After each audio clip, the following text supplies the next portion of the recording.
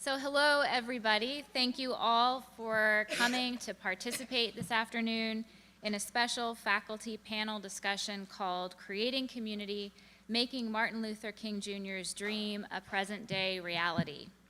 This discussion concludes Providence College's Martin Luther King Jr. Convocation Week and is sponsored by the Humanities Forum. So we have 5 distinguished PC panelists today. They'll each speak for 5 to 10 minutes, maybe 12 minutes, and then we'll open up the space for discussion for 20, 25 minutes, and then afterwards there will be a reception outside where we can continue the discussion, okay? So without further ado, I will present our first panelist, Dr. Comfort Ateh, who is Associate Professor in the Department of Secondary Education. She has a PhD in agronomy and a PhD in science education. She currently teaches pre-service secondary school teachers and is the CTE Fellow for Diversity Proficiency, whose role is to support faculty in creating courses that meet the college diversity proficiency requirement. Dr. Ateh has 2 published books and another soon to be published. Please welcome Professor Ateh.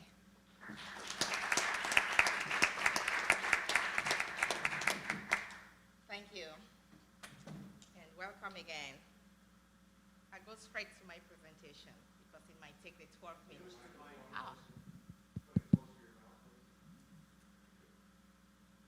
Testing? Is that okay? All right, good. Community is swamped with competing definitions. Some focus on community as a geographical area. Some focus on a group of people living in a particular place, and others look to community as an area of common life. The Merriam-Webster Dictionary defines a community as a noun, a group of people living in the same place or having a particular characteristics in common. It further states, community is a feeling of fellowship with others as a result of sharing common attitudes, interests, and goals. The word community connects us with each other. It is often added to the names of social innovations as a symbol of good intentions. For example, community hall, community church, community development, community center. The term community sounds so easy and simple for anyone to even imagine that it could be further simplified. No, the meaning is complex, which explains the insufficient understanding of its role in the lives of people in diverse societies. Community is not a place, it's not a building, it's not an organization. It is both a feeling and a set of relationships among people. It is formed and maintained by people to meet common needs. Neighborhood, companies, schools, and places of faith are contexts and environments for these communities, but they are not communities themselves. Members of a community have a sense of trust, belonging, safety, and caring for each other. They have an individual and collective sense that they can, as part of that community, influence their environments and each other. MLK is not undermining the existence of multiple communities that represents our diversity. His realm of community looks beyond our small communities, bridging all with love to form a beloved community. In creating a beloved community, MLK stated that it will require a qualitative change in souls as well as a quantitative change in lives. He understood the essence of winning friendships of the opponent and stressed on justice without violence so men can live together as brothers in a community. He stated that only love can create and organize anything permanent. The kind of love that MLK stands for is an overflowing love that seeks nothing in return. This love is defined in Corinthians. It is love that is patient, love that is kind, love that does not envy, does not boast, and is not proud. It does not dishonor others. It is not self-seeking and not easily angered. It keeps no record of wrong. It does not delight in evil, but rejoices with the truth. It always protects, trusts, hopes, and perseveres. It is love that never fails. I dare to ask, do you have this kind of love in you to be able to create a beloved community? In one of his manuscripts, Where Do We Go From Here? Chaos or Community, MLK laid out his thoughts, plans, and dreams for America's future, including the need for better jobs, higher wages, decent housing, quality education. He demanded an end to global suffering, asserting that humankind has the resources and technology to eradicate poverty. In my attempt to analyze present-day reality of creating a community, I am reminded of the parable of the Good Samaritan in MLK's writing on the strength to love. Jesus Christ was always tempted by experts in the law. One of them asked him, "What must I do to inherit eternal life?" The simple answer, love the Lord your God with all your heart and with all your soul and with all your strength and with all your mind, and love your neighbor as yourself. He continued, "Who is my neighbor?" To which Jesus told the parable of the Good Samaritan, a parable that aims at changing our thoughts and actions towards people who do not represent the mainstream, those who are not like us. These are the minority groups, the marginalized, the disabled, the undocumented immigrants, the others. God tells us to love everyone without discrimination. The parable of the Good Samaritan is about a traveler who is stripped of his clothing, beaten, and left half dead by robbers. First, the priest, and then the Levites stopped by. Both avoided this man. Finally, a Samaritan comes by and helps him. MLK imagined that the first question that the priest and the Levite asked was this: if I stop to help this man, what will happen to me? But by the very nature of his concern, the Samaritan reversed the question. If I do not stop to help this man, what will happen to him?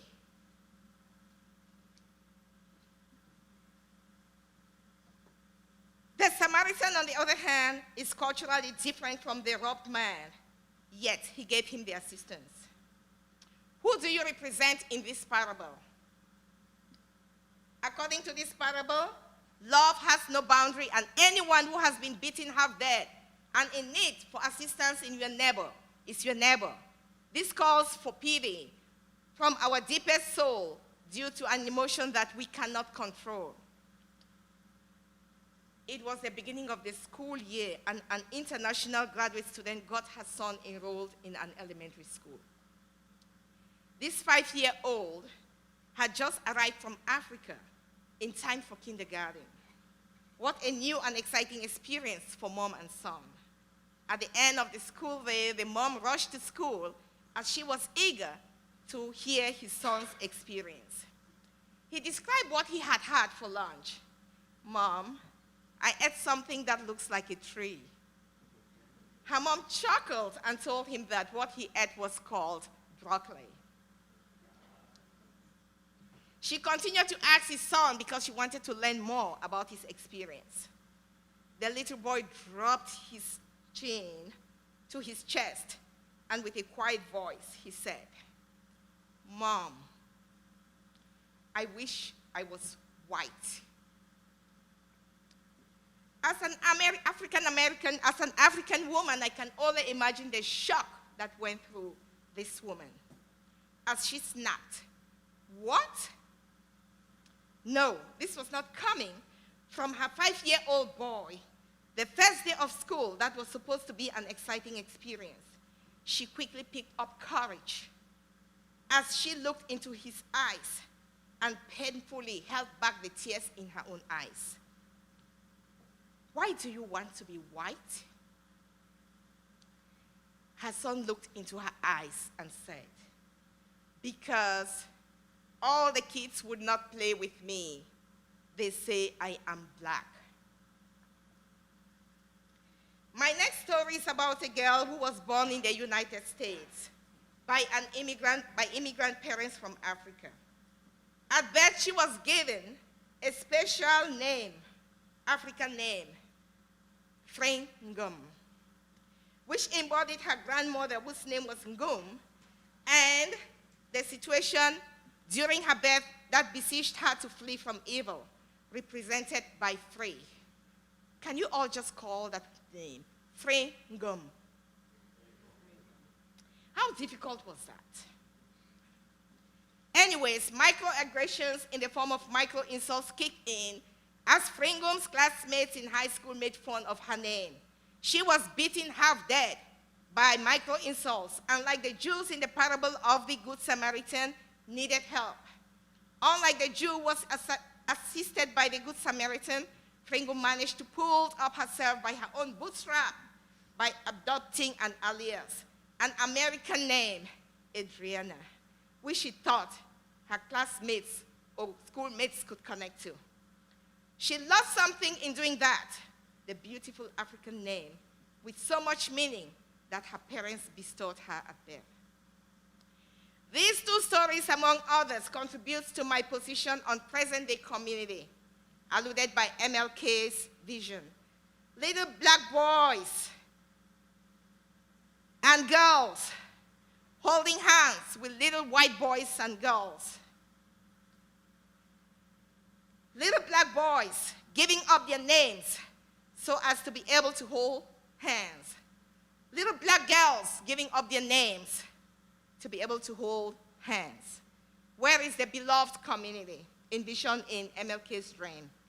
Where is the authentic love? The boy who wanted to be white was my son, a BA in psychology and currently serving in the army, where I guess he is holding hands of everyone. The high school girl who changed her beautiful name is a senior in college, and my daughter, who continues to challenge me on the essence of speaking out for justice, to which I am reminded by MLK, who stated, our lives begin to end the day we become silent about the things that matter. If we want social justice in our society, which must begin in our schools, we have to consider what teacher education for social justice means. MLK stated, education without morals is like a ship without a compass, merely wandering nowhere. I continue to have my hope as a teacher educator, my hope as I anchor in anticipation of MLK's vision of a beloved community. I continue to work in creating a beloved community. As a teacher educator, I continue to challenge my students in acquiring the skills and knowledge to enable them to foster social justice.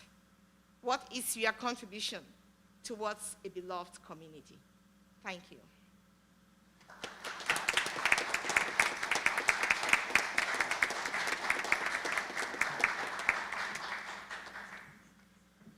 Thank you, Dr. Ateh. We'll save any comments, questions until the end. Our next speaker is Dr. Raymond Sickinger, who's chair of the Department of History and Classics. He's the former director of the Feinstein Institute for Public Service, was first chair of the Department of Public and Community Service Studies, and did a lot of other things. He teaches DWC French, German history, and courses in public and community service studies. Please welcome Dr. Sickinger.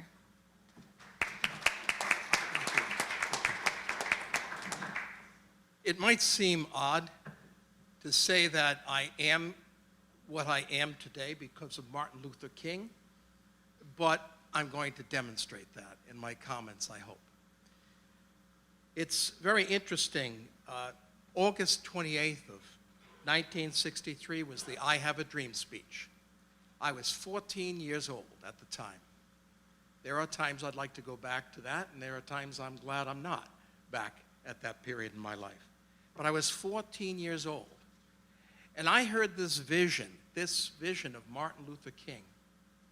And it was a vision that struck very, very much to the deep parts of my soul at that point. And I followed Martin Luther King at that point.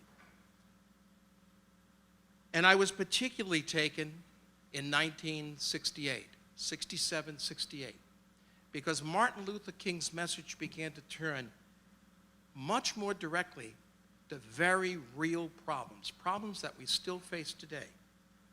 Problems of poverty, racism, militarism.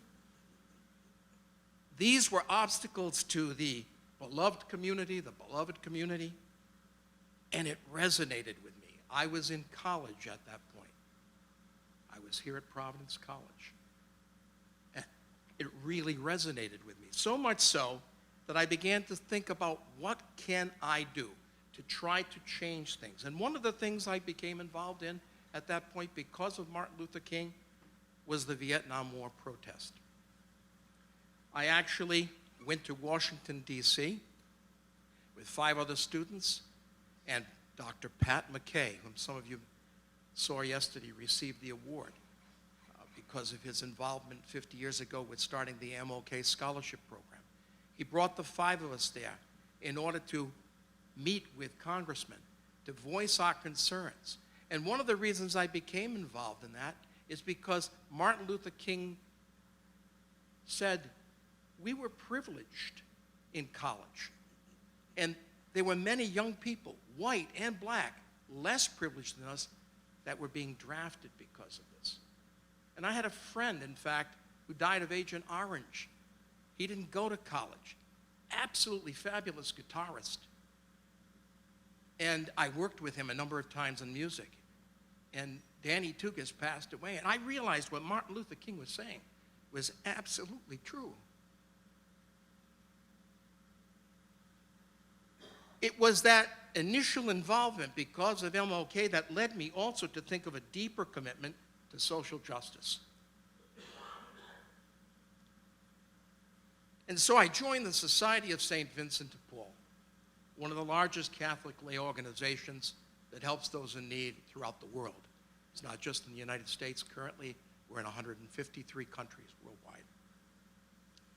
In joining the society, I realized very quickly how much Martin Luther King had in common with not only the Society of St. Vincent de Paul and the thoughts of its founder, Frederick Ozanam, but also Catholic social thought. Immediately, I realized, for example, he talked about the Good Samaritan, something that Comfort just mentioned a moment ago. And so did Ozanam. And both of them thought of the Good Samaritan in the same kind of way. Ozanam said, the Good Samaritan poured oil on the wounds of the person, but justice demanded that someone take a look at why that person was attacked in the first place. Martin Luther King said something almost exactly like that in his own comments. So I realized these two had a resonance with one another. For me, 10 years ago, visiting Atlanta for our St. Vincent de Paul National Conference was an important event in my life because I went to Martin Luther King's home, traveled a little farther down the street, went to the Center for Nonviolence, and then traveled down the end of the street and concluded with the Ebenezer Baptist Church. Each of those places seemed to me not just great historical monuments, but sacred places. And I renewed my commitment at that point to trying to do something more important, deeper. And this visit caused me to think more deeply about the connection between charity and justice, and to examine more closely not only my own thoughts, but the thoughts of the founder of the Society of St. Vincent de Paul, Frederick Ozanam.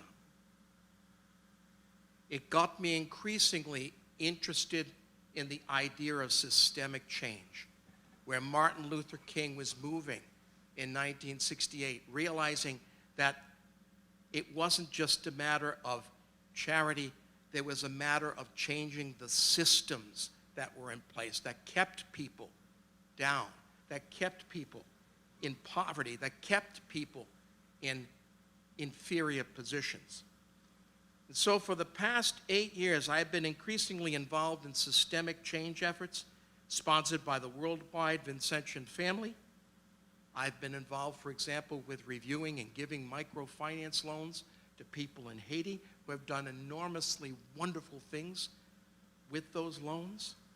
We also have had a 93% repayment of those loans, those microloans. I've concentrated my research in the past 8 years on Frederick Ozanam, who was a precursor of modern Catholic social thought. And it's resulted in a biography published in June of this year on Frederick Ozanam. But it was that spark back in 1968 that has led me to where I am today.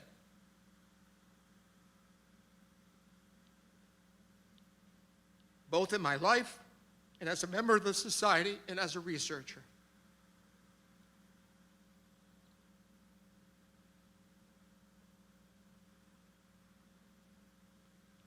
We can idolize King. We can remember King. We can place him on a pedestal. But if we do not act to change our world as he gave his life to do, then these really only become meaningless remembrances that actually do injustice to the memory of this great leader. Thank you.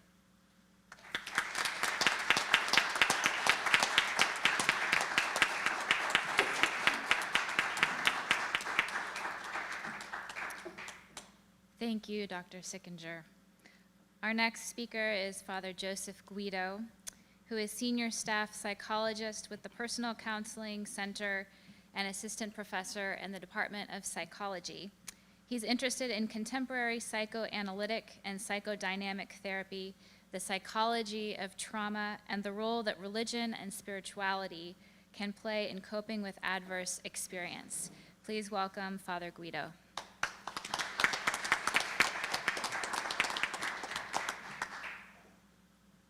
Good afternoon. As a priest and a psychologist, I have spent the better part of my adulthood learning how to listen. It's been enormously rewarding, but not always easy. And at my best, I've never managed to be more than an imperfect student. And yet listening has proven to be the best of teachers. Indeed, any expertise that I have and any contribution I might make to today's forum, I owe to listening. The lessons I have learned, the lessons I'd like to share with you today, are lessons that only came to me when I was willing and patient and humble enough to learn how to listen well. Permit me then to share with you just 3 of these lessons in the hope that they might help us make Dr. King's dream more of a reality here at Providence College. Like all religious, we Dominicans take a vow of obedience. But unlike other religious, it is the only vow we take. Poverty and chastity are implicit in the vow of obedience for us. One could say that they are subsumed in a single defining vow that governs our life. It is striking, therefore, that our English word obedience derives from the Latin word obedire, a word that does not mean to conform or to submit, but means to listen and to heed what one hears. In a sense, to be a Dominican friar, and I would submit to be a Dominican college, entails a profound commitment to listening, And what leads listening to is often subtle and unexpected. As the first book of Kings notes, God is less likely to speak in the thunder of a great storm or in the rending of the earth than in a still, small voice, one that can be easily ignored or missed and thus go unheeded. Thus, the first lesson is an obvious but I think important one. The beloved community is one that has learned to listen well, deeply and over time, to every voice, and especially to those that have otherwise been muted, silenced, or marginalized. If we do so, then we shall bear witness to something remarkable. For deep listening creates deep relationships. And deep relationships render all other things in their proper perspective, even the things that divide us, and thus allow for the exchange of hostility and fear of the stranger in favor of the welcoming embrace of a friend. The second lesson is equally important, but perhaps less obvious. In my work as a priest and a psychologist, I have been invited into the most intimate precincts of people's lives and hearts. And in exercising this privilege, I have learned that we are all more fragile than we appear to be. Every one of us, without exception, even the seemingly most robust and privileged and powerful among us. The fault lines of human vulnerability run through every human heart. And trauma, whether of the exceptional kind writ large in public, or the hidden traumas of everyday life, is all but ubiquitous. The beloved community, therefore, must be one that ensures not only the physical safety of its members, but their emotional, intellectual, and spiritual safety as well. This entails a profound commitment to nonviolence. Surely we must be willing to lay down the weapons we carry in our hands, but more to the point, we must be willing to lay down the weapons that are borne by our words. In an academic context where words are our stock and trade, and where we often take more pride in our cleverness than our charity, we must be willing to put aside the sharp retort, the derisive comment, the demeaning joke, and the cudgels of ideology, cant, and partisanship. After all, we cannot expect to hear anything unless we first make it safe enough for someone to speak. The third and final lesson may seem surprising, given the acknowledgement of our frailty, but in fact it is its corollary. Each of us is more resilient than we think we are.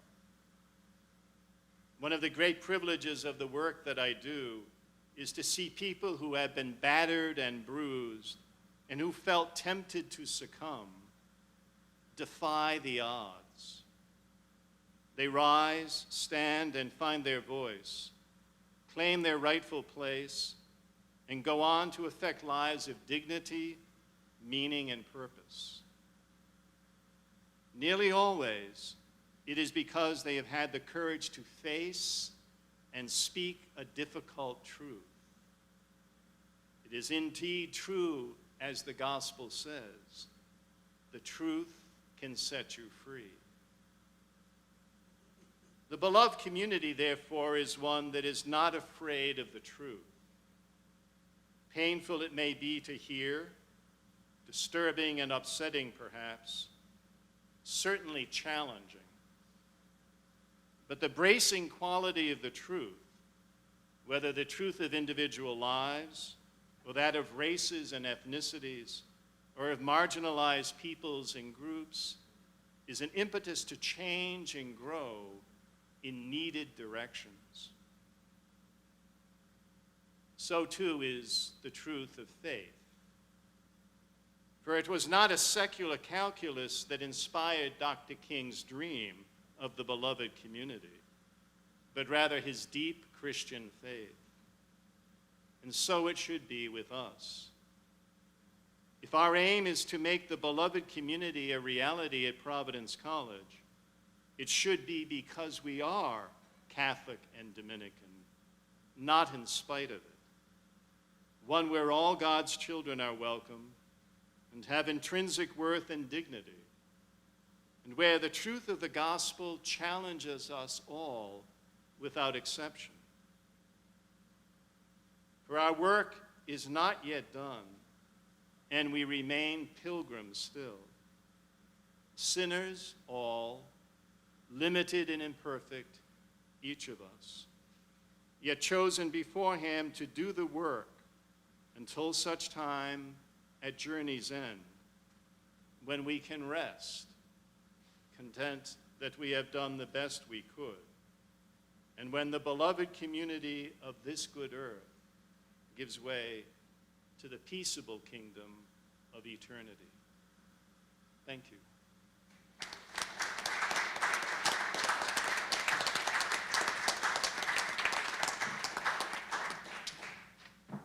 Thank you, Father Guido. Our fourth presenter is Dr. Kendra Brewster, Assistant Professor in Public and Community Service Studies. Her work examines how people conceive of the relationship between self and intergroup others to understand how and under what circumstances intergroup relations might relieve us from small and narrow notions of ourselves and help us work towards social equity. And I believe Dr. Brewster has slides, which means we all need to exit the stage momentarily. So please welcome Dr. Brewster.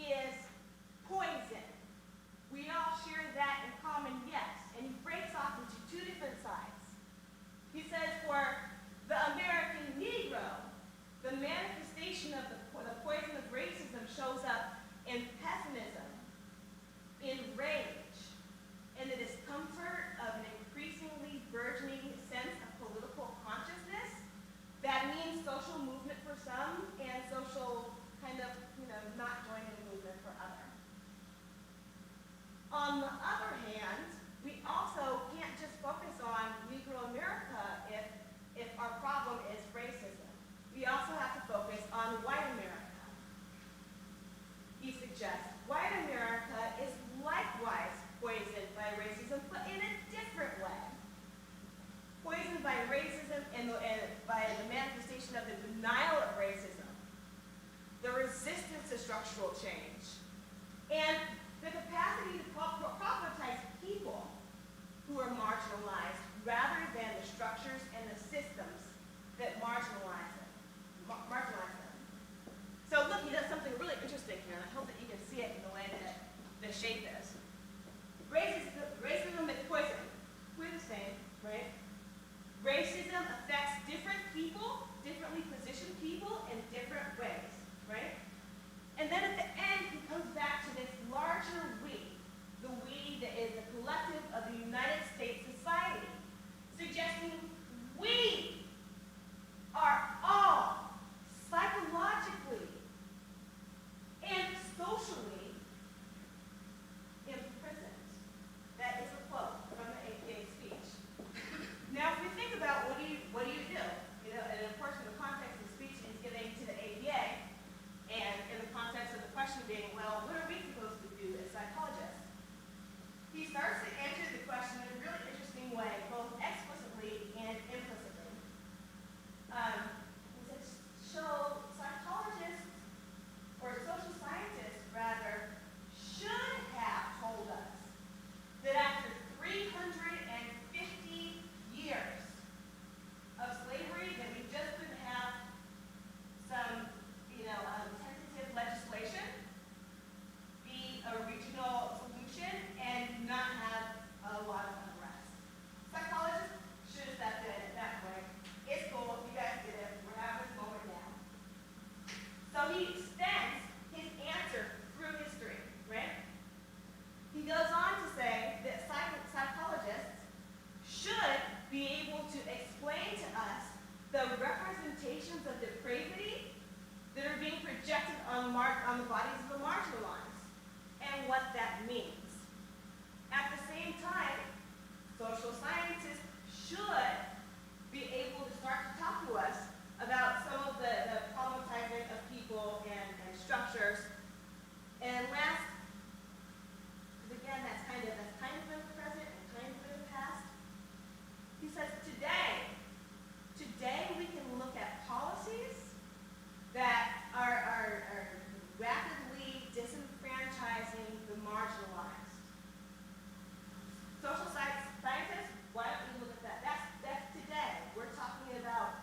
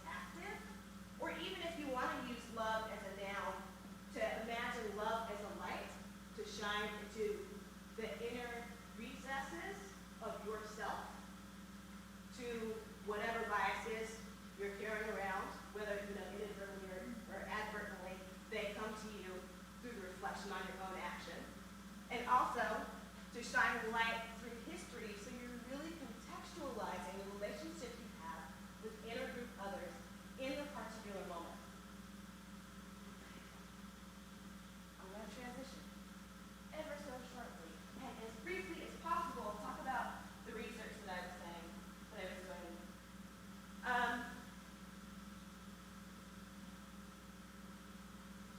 I did some research, which I'm actually replicating and continuing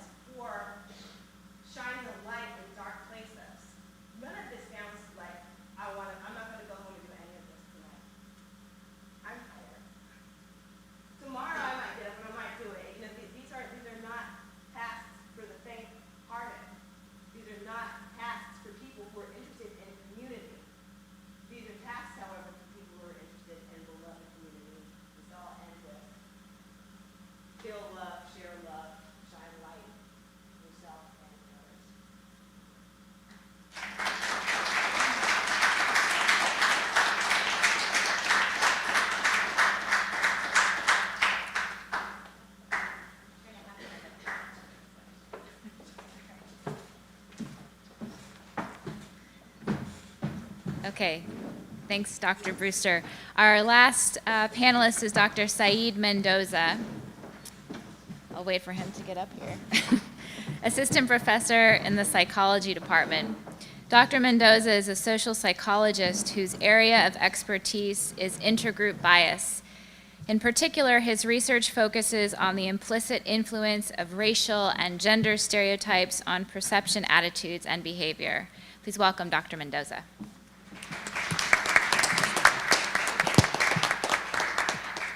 This on? Yes? Okay. So somehow I got stuck not only following Dr. Bernice King, but also following all these amazing people on stage. So please tailor your expectations for my discussion. So as mentioned, I am a social psychologist, which means that I study why people do generally what they do on an everyday basis. And to get you to understand a little bit about how I came to be interested in the area of research of intergroup bias, I'll give you a little bit of my background. I was born in Mexico. My parents are from Mexico. And when I was 2.5 years old, they were sponsored by my grandfather, who was a citizen, to come to the U.S. for a better life. Right? So my parents left everything that they'd ever known in Chihuahua, Mexico, and moved to a country where they had no idea of how to speak the language. My grandfather didn't actually live in Phoenix. He lived in New Mexico, so they didn't really have any family directly who were going to be helping them. And they sacrificed everything so that myself and my siblings could have more opportunities. When we moved to Phoenix, I struggled with learning the language, so I had to repeat elementary, like essentially an extra year of kindergarten.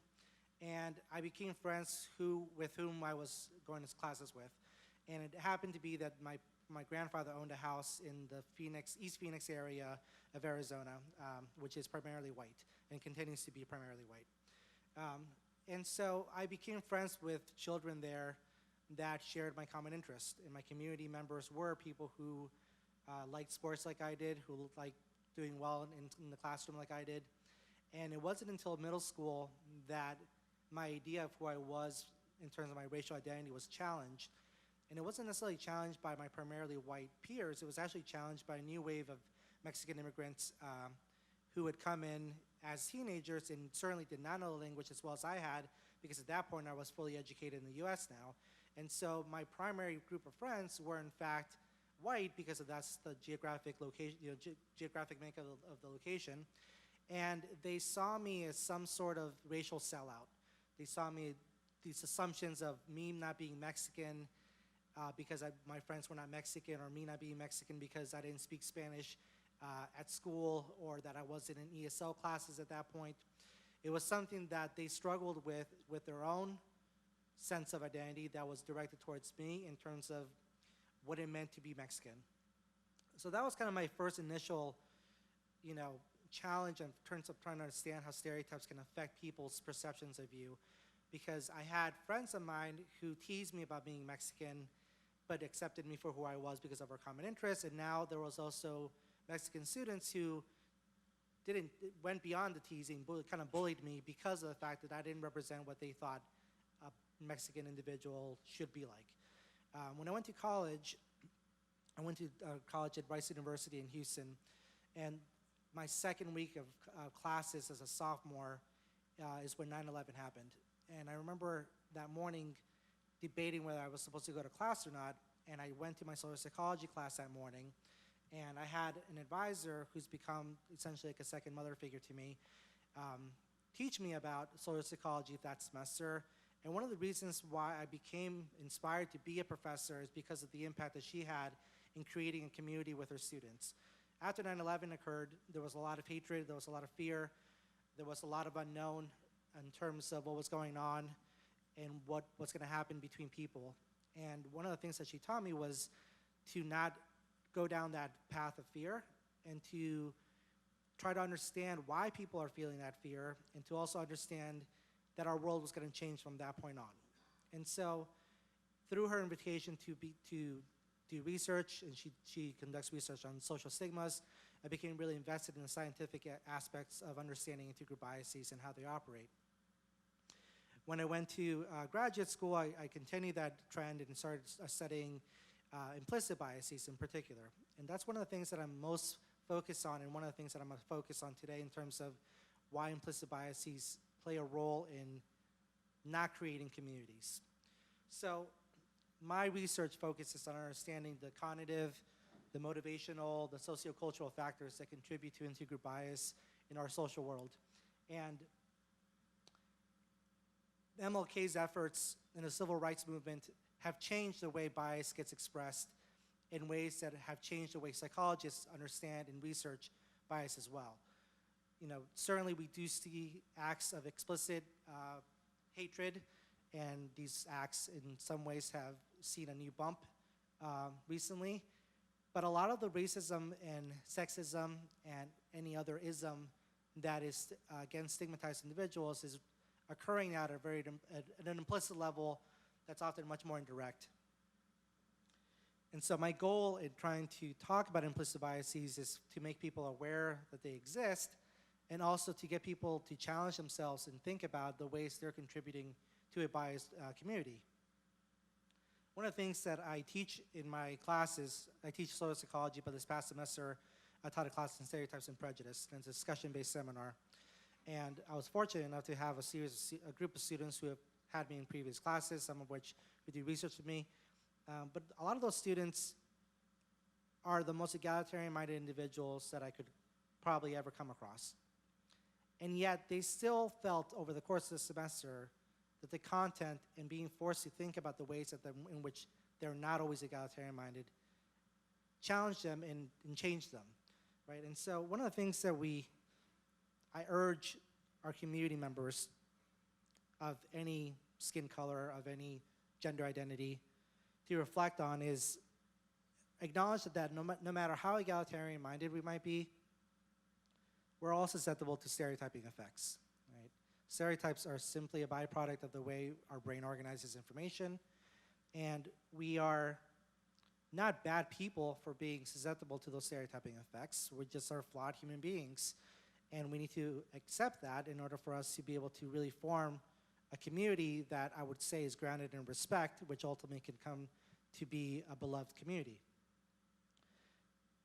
Generally speaking, people don't have a problem when they're hypocritical to their own values. I mean, they feel guilty about it, they feel bad about themselves, but you know, we hear about students, for example, who come to college who want to practice a life of abstinence, sexual abstinence, alcohol abstinence, and yet they recognize that on the weekend they might have slipped up on that, right? And they feel guilt and they're motivated to do something about it.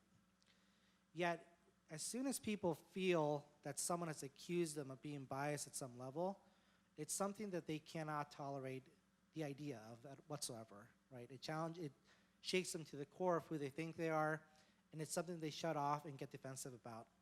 And I want us to kind of recognize that accusations of bias are not the same as accusations of being a hateful, bigoted-minded individual. It simply means that we are, passive members of our society that is constantly indoctrinating us with negative messages of people, especially people of color, that we are inevitably going to be influenced by. Right? I mean, if I were to ask you to raise your hand, if you've ever heard a rumor about someone that influenced your initial perception of them, how many of you think that this happened to you in your past? Right? All of us, many of us form friendships with people that we might have not had the best impression about because someone told us, oh, did you know that person, blah, blah, blah, blah, blah. Roommates in college often form assumptions about their soon-to-be roommates based on something they see on social media, right? And so we can acknowledge the fact that one piece of information can be exaggerated to bias our perception of someone, yet we have a really hard time admitting that a lifetime of social messages that promote negativity about certain groups, how can we not accept the fact that that would influence us at some level, right? I think once we acknowledge the fact that we are biased individuals by nature and that it doesn't make us bad people, then we can think about the way our biases affect the way we treat each other And I think one of the things that I want us to consider as well is that we have a really hard time recognizing that our perceptions are our own realities. We have this idea that the way we see the world is truth, right? That our experience in our social world is factual, and we have a really hard time accepting the fact that someone else might have seen things differently. And those perceptions are influenced by their own experiences in the past. And I think without us being able to acknowledge that everyone's perception of things is equally valid, even if you don't agree with it, then it becomes really difficult for us to cross those boundaries of understanding. Right? And so what I want to close with, I guess, is to get us to recognize or appreciate the fact that without admitting that we're biased individuals, it's going to be really difficult for us to then be willing to perceive someone else's reality as true to them. And also that perspective taking is something that is really difficult to do and something that is not what we default to, but it's the only way that we can really start engaging ourselves in meaningful interactions and become a community. So I think that's all I'm going to close with. Thank you.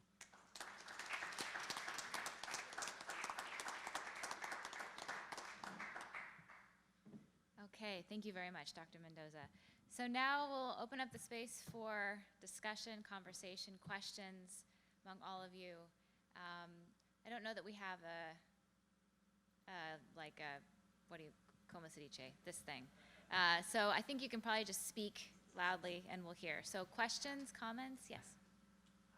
Has there been any research on looking at the opioid crisis from a racial perspective that you've been engaged with? Because, of course, that's based on my perception and limited information. But the whole idea of drugs and drug addiction has markedly changed since the impact most recently on the white population. Before, as you pointed out, the issue of problematized people, not structure. The perception 30 years ago was more or less an unfortunate racial problem affecting more people of color more significantly. And even the Indian population, well, there's something in their genes that makes alcoholism, makes them more susceptible to it. But now, what was considered addiction, because it affected more of the white population, is being redefined as not so much an addiction and a problem that was created by the individual to more of this is a disease, and stigmatizing less the person who is an addict. Do you see a gradual change from the perception in the opioid and the drug addiction from where it was in the 70s to where it is now, and how it's being communicated from a racial perspective? Has that been addressed? Sorry, Jackie. I just did some of that. I think you're totally right. It's come from being a criminalized thing, but it affects black and brown people to a victimized situation when it relates to heritage. And in fact, from what I've read, and again, this may not be entirely accurate because I haven't studied it, but that racism has played a favorable factor for people of color because doctors are less inclined to give painkillers to people of color, thinking that they might sell it. They are more inclined to believe that people of color can endure pain better. And as a result, people of color are less impacted by this opioid crisis. They are being significantly impacted by the fact that with there not being enough heroin going around, that fentanyl is substituted. And so all of a sudden, they are seeing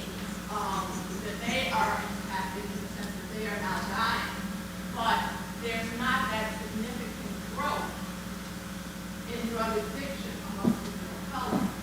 It is among the white population. I see this as a classic situation, and I've not really seen it addressed or articulated from a academic perspective, but I think it's a classic. If it's affecting you and I never interface with you, I make it a personal problem. But when it affects my sister, uncle, brother, it's a different thing. There's something more to it. And I'm seeing that play out now in the last 5 to 10 years. And yet I'm not hearing that there are significant racial overtones. Thanks for your comment. Let's turn it over to the panel. Yes. Thoughts? Any- I'm just going to talk again. I haven't heard of any research. It wouldn't surprise me if it's being done and it's just a publication cycle, which means that the research that you do 2 years later is going to be published is kind of in the way. So I don't know if, well, the fact that I haven't seen it is somewhat attributable because I haven't been looking for it, but also might be kind of like one of those academic bureaucratic things.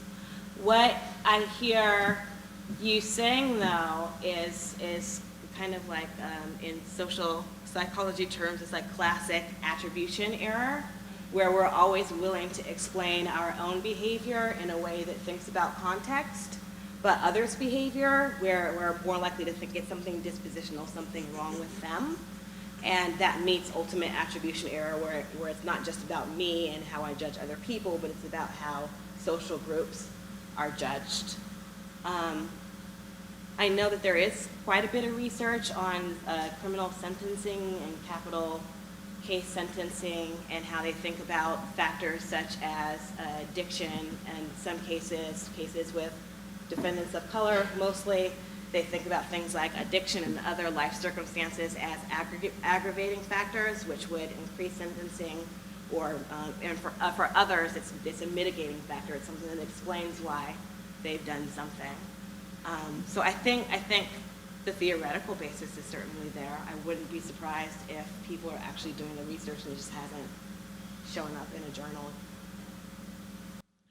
I'm going to add to that because I do think what you said in terms of the fundamental attribution error, there is considerable research showing that stereotypical behaviors are much more likely to be assumed to be dispositionally oriented rather than situationally. So speaking to your point, if we already have assumptions about people of color being drug abusers or being drug dealers, then it goes to follow that you would have assumptions that they're in those positions that they are because of what kind of people they are rather than because of situations around them, right? We ignore the fact that drug dealing businesses might have been driven because they live in poverty in areas that have been historically, downtrodden. So we absolutely overlook the cultural context and the historical context of how individuals who do suffer these kinds of addictions have been victims of systems and victims of institutions, but it changes the way we perceive things once it affects people that we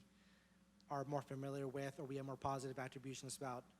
So I think you're spot on in terms of your perception of things. And as you pointed out, there's a lot more research showing now that the medical field and doctors have not only these tendencies to treat patients differently, but a lot of it's occurring at an implicit level where they're not even consciously aware of the fact that their attitudes of people of color influence how they go about evaluating their particular cases. Just as an adjunct to that, several months ago in the New York Times, there were several op-ed pieces precisely on this issue. And one of the leading researchers currently on drug abuse is the first tenured African-American professor of psychology at Columbia University, who has a lot of very interesting things to say about the intersection of race, ethnicity, poverty, and drug abuse. His name is escaping me at the moment, but if you email me, I'll be happy to send you his website. Great. Are there questions, comments?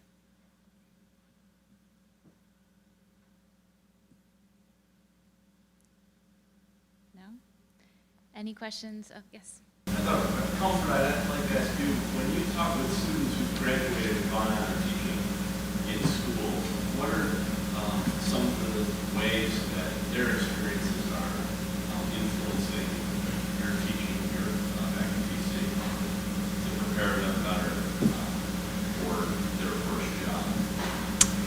That's a great question.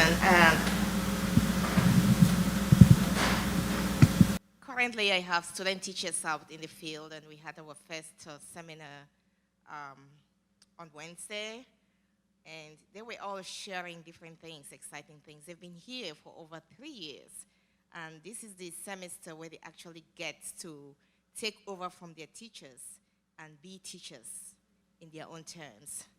And I told them that there is just so much that a teacher needs to know.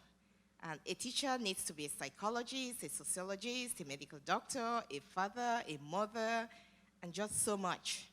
And there is just no way that in 2 years or 3 years, we can actually give them everything that they need to be excellent or proficient in their teaching. However, the tool on social justice embodies everything. And that is something that I have been privileged to read about with teaching urban education course, a course that has to meet one of the proficiency, diversity proficiency.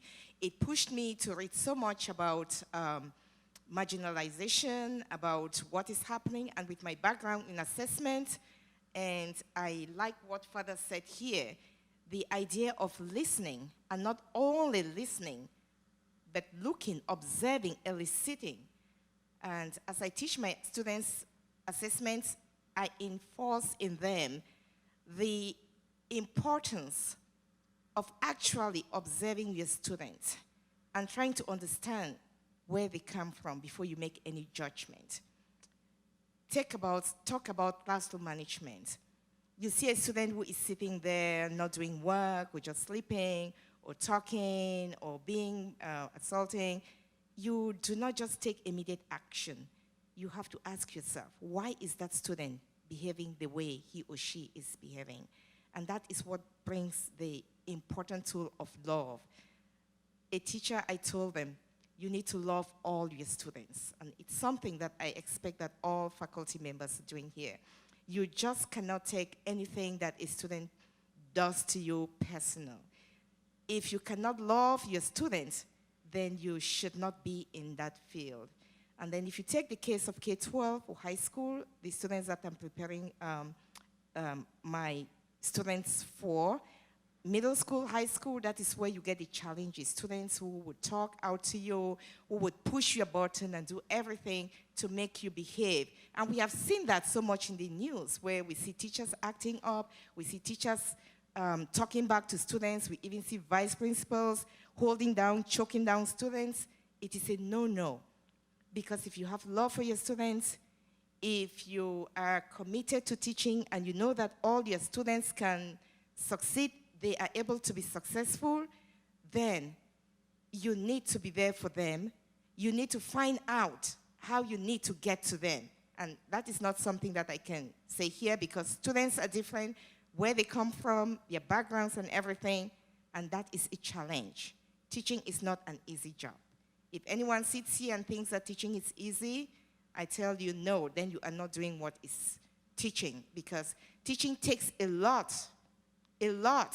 You need to be observant every second. You need to make judgments that are critical. You need to be good to your students. You need to expect that they are going to be successful. If you don't have those skills, or you're not able to give it to your students, then you are out of touch with your students.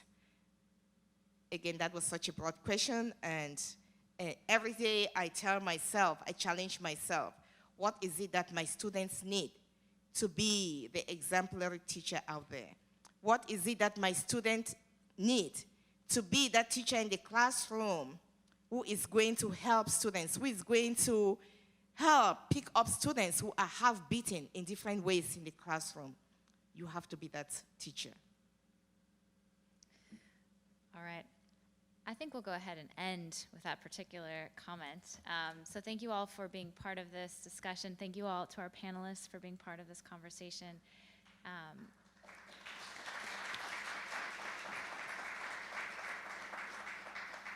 And there is a reception, so I invite you all to continue the conversation and to continue reflecting and striving towards the important legacy and work that Dr. Martin Luther King Jr. has left us. So thank you all.